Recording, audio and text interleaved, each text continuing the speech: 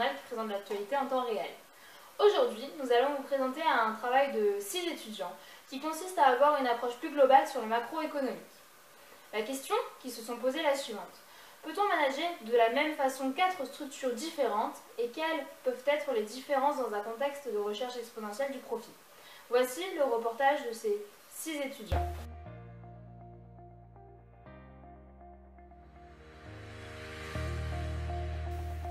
Aujourd'hui, l'entreprise occidentale du XXIe siècle évolue de jour en jour.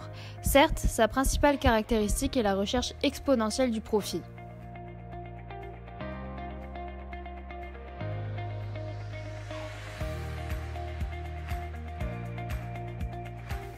Cela s'explique par un contexte général où on peut opposer 4 modèles, tels que le modèle solidaire, le modèle de PME, des grandes entreprises et du service public.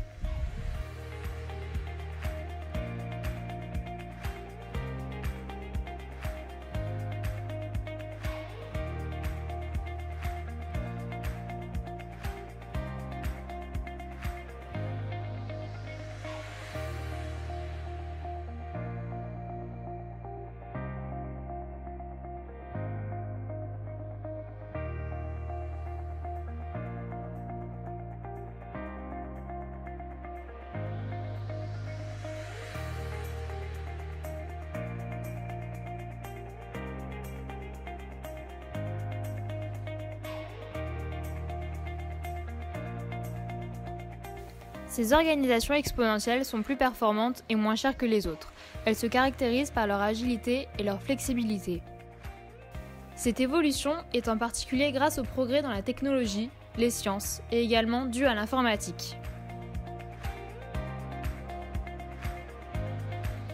Du côté interne, ces organisations favorisent l'autonomie, l'expérimentation et ainsi créent une interface avec leur écosystème.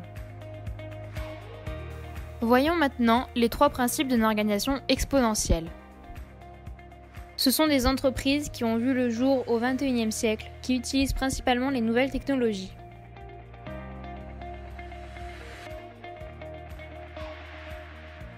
Leur croissance est mieux, moins chère et plus performante à celle des entreprises linéaires. Elles sont adaptables à un environnement en changement permanent.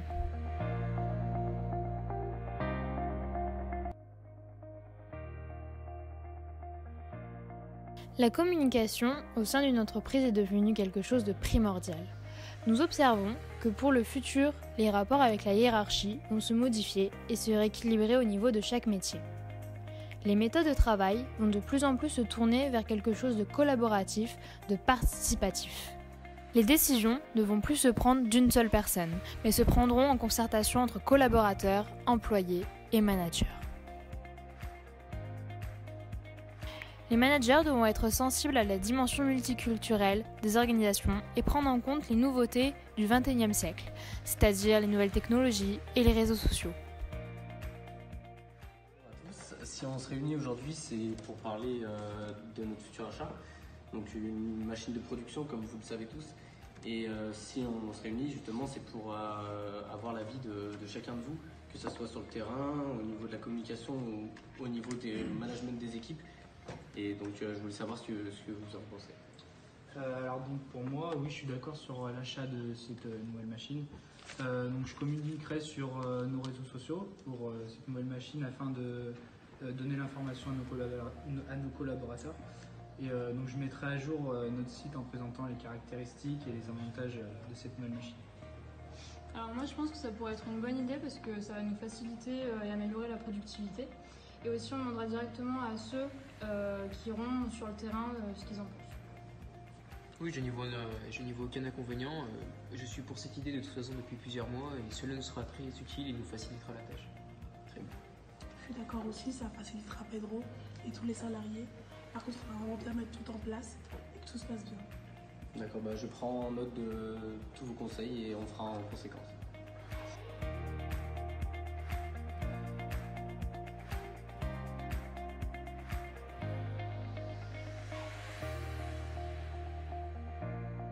Comment sont managés les scopes? Ces sociétés coopératives et participatives sont soumises à l'impératif de profitabilité, c'est-à-dire que les salariés sont les associés majoritaires ils disposent de la majorité des voix. Ces organisations bénéficient d'équipes motivées et impliquées, responsables et ainsi performantes, qui recherchent à valoriser son image et pour finir à augmenter les résultats de l'entreprise. Comment sont managées les PME? La taille d'une PME demande des modes de fonctionnement particuliers par rapport aux entreprises traditionnelles. On retrouve deux types de catégories de management d'une PME. D'une part, il y a déjà la proximité, où là tout le monde apprend à mieux se connaître, et il y a également l'affectif, où là tous les salariés sont attachés au cœur d'activité de l'entreprise. Dans une PME, de nombreuses responsabilités reposent sur le dirigeant. Il doit être en mesure de prioriser l'urgence et l'importance des tâches à effectuer. Les différences pour les PME, c'est plus particulièrement que la structure fixe des niveaux hiérarchiques entre les différents services. De plus, le style de management pour les PME repose sur un système de récompense pour l'entreprise, pour favoriser la performance de l'entreprise, et donc les salariés bénéficient soit de primes, soit de participation sur les résultats. Donc, en ce qui concerne les grandes entreprises, ce sont donc des structures de plus de 250 salariés et qui peuvent avoir un chiffre d'affaires égal ou supérieur à 50 millions d'euros par an. Donc, ces grandes entreprises nationales ou internationales utilisent pour la plupart le principe du lean management.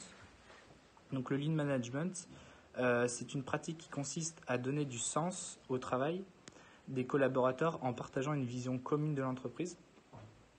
Donc, en d'autres termes, le manager accompagne le salarié qui est constamment en apprentissage. Cependant, ce rôle est exigeant plus que celui de donneur d'ordre. Donc, avec ce type de management, le manager doit collaborer avec tous les services. Le travail collectif permet de réunir plusieurs personnes avec des fonctions complémentaires pour réaliser une même tâche. Pour parler du manager dans les services publics, aujourd'hui le manager public doit être investi dans ses missions et il doit être aussi compétent dans son domaine. Donc le service public de ce XXIe siècle doit être en mesure de s'adapter aux changements permanents grâce au management public qui permet d'être polyvalent sur divers domaines comme par exemple le numérique, qui propose des nouveaux services numériques, le développement des usages, la dématérialisation. Il y a l'innovation territoriale qui parle du rôle des élus, du développement durable, l'innovation ouverte avec le partenariat d'innovation, la coopération des startups et des entrepreneurs, l'innovation managériale avec le développement des formations, de nouvelles compétences et la mise en avant sur les réseaux sociaux, et enfin l'intelligence collective avec les nouvelles formes de participation de la vie citoyenne et des actions collectives.